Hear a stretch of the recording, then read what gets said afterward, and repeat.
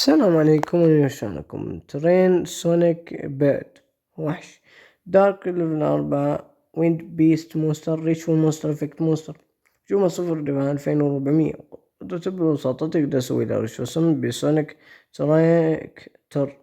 قدرته ببساطة ترجع ورقة ريتشوال سبيل من الفيل ليدك، بعدين تأد ورقة المونستر وحش المونستر من يدك إلى يدك، يكون نفس الاسم حق تبع سبيل. بعدين إذا سويت كذا شفل اللي رجعته إلى يدك.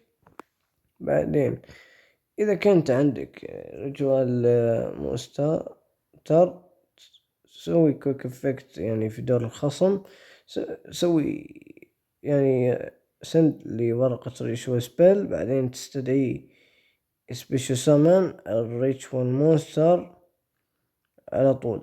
إذا سويت الريتشوال سامن تقدر تسوي تريبيوت وحش عند الونت، لكن ما يقدر يفعل الوحش افكتاته. وبس تبغون شحنكم طاقة زيادة اكتبوا كومنتات، ومع السلامة.